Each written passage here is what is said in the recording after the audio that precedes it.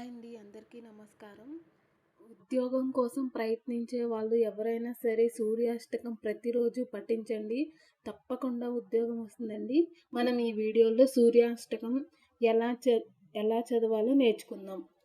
ఆదిదేవా నమస్తుభ్యం ప్రసీద మమ భాస్కర, దివాకర నమస్తుభ్యం ప్రభాకర నమస్తుతే, సప్తస్వరదమారుఢం ప్రచండం కశ్యపాత్మజం, శ్వేతపద్మధరం దేవం తం సూర్యప్రణమామ్యహం, లోహితం ద్రదమారుఢం సర్వలోకపితామహం, మహాపాపహరం దేవం తం సూర్యం ప్రణమామ్యహం, త్రైగుణ్యం చ మహాసూరం బ్రహ్మ విష్ణు మహేశ్వరం, మహాపాపహరం దేవం తం సూర్యం ప్రణమామ్యహం, బృహితం తేజసం పుణ్యః వాయుమాకాశమేవ చ, ప్రభు చ సర్వలోకానాం తం సూర్యం ప్రణమామ్యహం, బంధుకా పుష్పసగ్జాసాం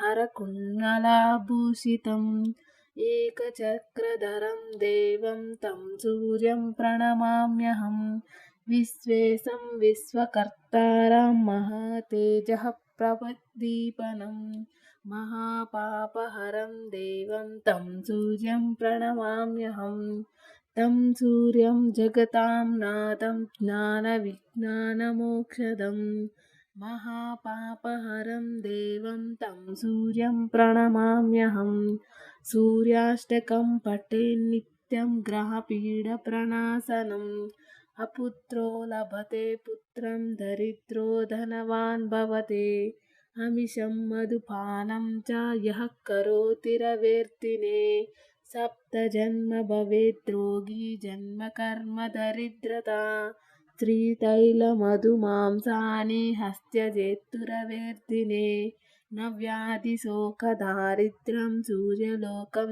స గచ్చమి. ఇది శ్రీ శివ ప్రోక్తం శ్రీ సూర్యాష్టకం సంపూర్ణం. ఈ వీడియో మీకు అందరికీ నచ్చినట్లయితే ప్లీజ్ లైక్ చేయండి, సబ్స్క్రైబ్ చేయండి.